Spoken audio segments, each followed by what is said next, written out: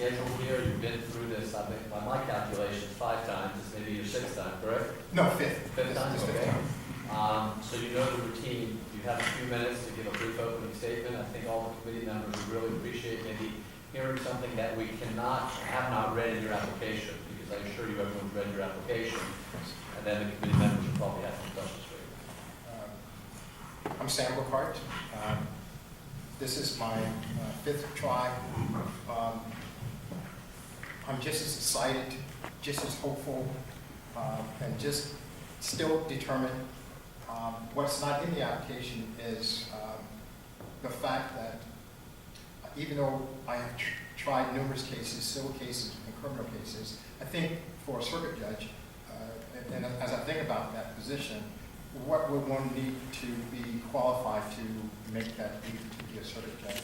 I think a lot of different things, a lot of different cases, and I tried a lot of different types of cases, felony cases, criminal cases, and civil cases. But what's not in my application is my determination, my will, my commitment to justice, our criminal justice system, civil system, and my determination to do the best I can, always treat people with the highest respect and learn, because I know, and I will be the first one to tell you, that there's so many things that I don't know, but I know there's people that I can go to find answers, there's research I can do to find answers, so given the opportunity, I would do the best I can, work hard every day to make good decisions that's good for our, not only for our community, but for the litigants that we all can be proud of. And I would love opportunity to be a judge and bring that approach to the bench. Thank you, Sam. Captain, we'll start with you on the left side here. Yes. What type of temperament do you think a judge should have? Even temperament, a temperament where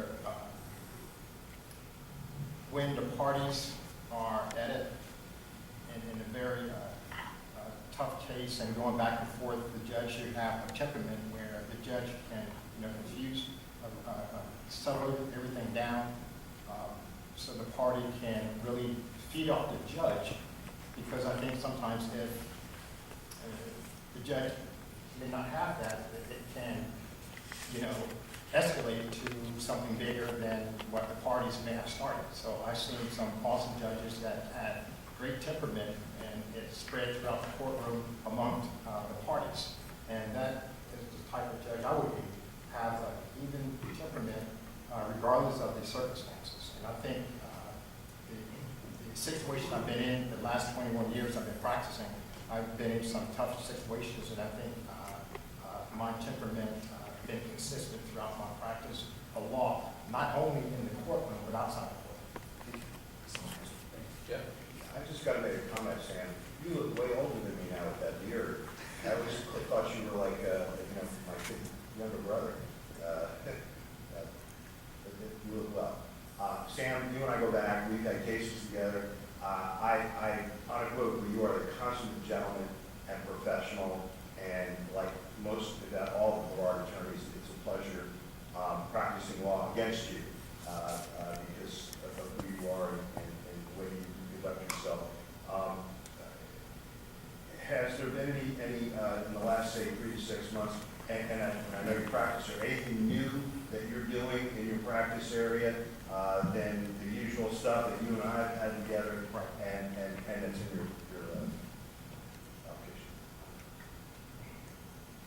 Yes and no, in a sense, where I'm looking at a potential case where regarding sick building syndrome, and so we trying to see whether or not there's a potential avenue to sue in that particular case. So we're doing a lot of research and trying to make sure we get everything right prior to going forward.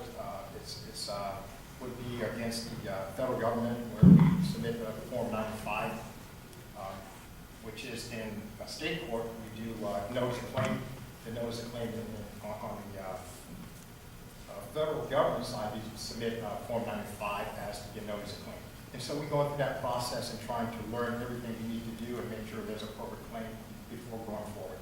So that's something new that's not in the package. Yeah. I appreciate your perseverance more than you know. I was reminded as you were talking about the number of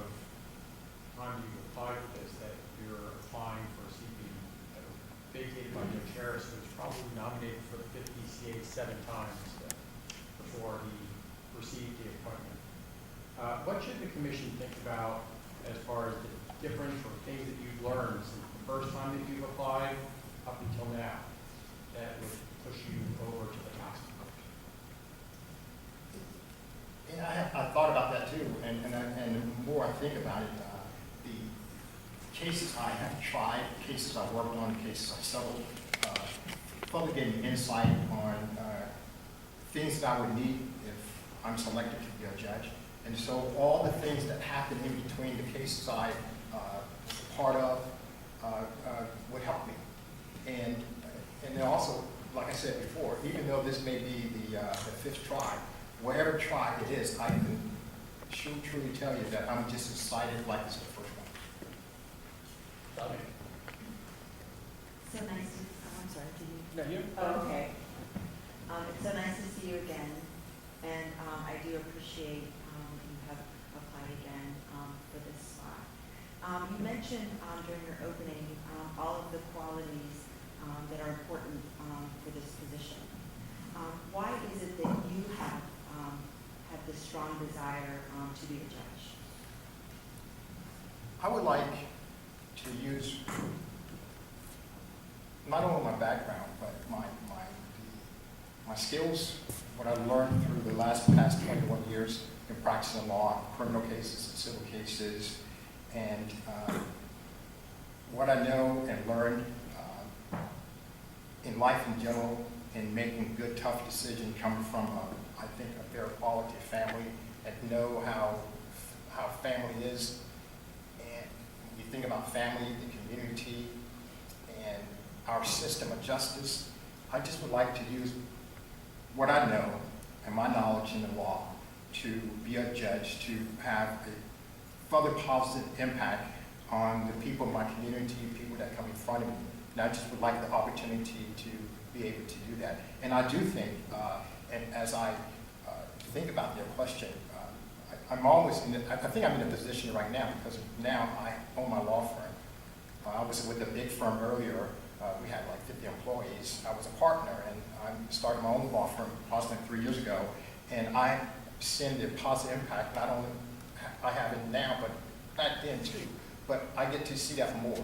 And my goal is to constantly give back to the community, make good decisions for my client, and just try to be a positive influence for our community. And I think as a judge, I can do that inside and outside the court. Phil? Sam, it's good seeing you again. Unfortunately, I think the only time I see you is when we come together on the committee. I've asked questions, I've heard you answer questions before, so I don't have any questions. I just want to comment about your application. I don't recall seeing others, but it's got a special part there for service in the Army.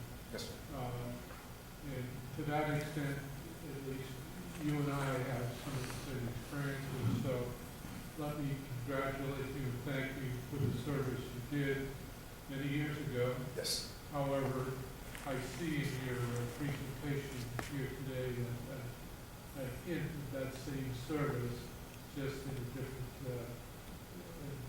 arena. And this time through, to get it, perhaps we'll be saluting you rather than you saluting the others. So good luck in your request.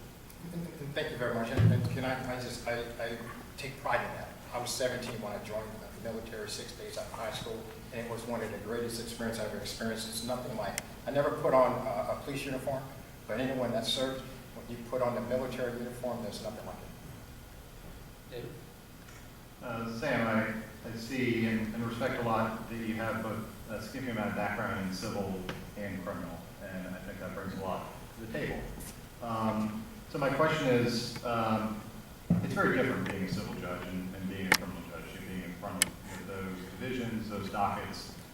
From your perspective, could you describe the different, day-to-day role for a judge sitting in front of a civil docket versus a criminal docket? I think on the criminal docket, I think the docket is going to be be somewhat more intense because the court, the judge is more tracking the cases, if you will, because they're with the speedy trial issues and defendant's right to a speedy trial. So I think in the criminal case, the judge has to keep track of the docket and try to control the docket a little bit better. In the civil arena, most of the time the cases may come to the court's attention when there's a motion, some issues that may need to be resolved by the court, and then when the case gets ready for trial, then either party can do a notice for trial, then put it on the trial docket, and then depending on how big the trial docket is and the judge's schedule would dictate the business of the judge in trying cases, but I think there's going to be a lot of stuff always going on for the judge to do in the civil case with hearings, and a lot of times in civil cases, you got motions to compel and discover issues and whether or not that's discoverable and so forth. As a quick follow-up, if I can, on the criminal side, there's a whole different range of the way judges handle that exact dynamic you're talking about. Some are much more heavy-handed and having come to Jesus talks, and some are more sort of hands-off or passive. How would you describe what you would intend to do in sort of managing that dynamic? And it would be a work in progress. But one of the judges I truly like is Judge Friedland. In Judge Friedland's courtroom, and I think the attorneys give him this particular respect because anytime you need a continuance, he grants a continuance, and no matter how many times the case may continue, because I think he gives the attorneys that leeway where if after the case gets old at a period of time, then you know you need to try the case. So I would like to put some pressure, if you will, on the attorney. It's a third-degree felony after a certain period of time versus a serious first-degree. Clearly, it should be a short period of time to get ready. But I would like to have some leeway, and where when they know the case is getting too old, they would just come and say, hey, we need to try this case and put it on a trial docket if the case is not able to try. But I do think I would be, and if necessary, to be strong enough to control the docket, but I would like to have some leeway with that. And I've seen, and I talked to other attorneys about it, where it's not really a big issue in this courtroom. And I think because I know when my cases get kind of old, I'm going to just go ahead and put it on a docket for trial docket and not put that pressure on the judge and try to make that decision. And so I would like to have that if I can. Well, let me stop you there. Andrew, inch for time, I'm going to refer to you for the question. Oh, just thank you for your service, Sam. We've known each other a long time. Just in response to question 50 in your application packet, you talked about your passage of both the real estate exam and the state certified building contractor exam would enhance your abilities as a judge. Can you expound upon that statement? I just think, and I put it there to try to express and show that I have the ability to learn one side and get focused on something. Because I did that prior to becoming a lawyer and never had the experience to become a judge, and I don't know all the pressures and everything associated with that, but I felt that if I put something like that in addition to the law, that you could see that I went to study what I needed to need to pass those types of exams. So it's just more of my ability and willingness to learn what I need to do. Sam, just a couple of questions from me. I want to congratulate you on your not only service to the country, but your persistence in this process. If I accept your application as being accurate, I believe this is your 6th time, because you actually have that you've applied 5 separate times Okay, I'm before fine. the commission. So it's actually your 6th time. Has it always been circuit court, or have you applied for county court positions as well? I think one time I applied for county court, all the other times for circuit court. And you have been on the short list before, correct? Every time. Every time. Yes. So every single time you've applied, you've made it up to the governor? Yes, sir. Okay. What time do you get into the office every morning in your private practice? What time do you show up? When I don't have court, When you don't have court, because presumably court doesn't start till 8:30 or 9 for most judges. Right. What time do you get into the office? majority of the time I get in the office about 8:15, 8:30, on average. All right. And in your civil practice, do you do any family law? Do you do any family law? No, sir. The closest thing I have done to family law are injunctions. Have you done any research or talked to anyone as to what this seat is going to be? Do you have any idea of what division this particular judge is going to get assigned to? The only thing I know is that it's going to get on the civil bench. That's what I was told. I don't have any follow-up questions. Does anyone else have any follow-up? Sam, thank you very much for your participation. We really appreciate it. Great to see you. Thank you. Mrs. Blair?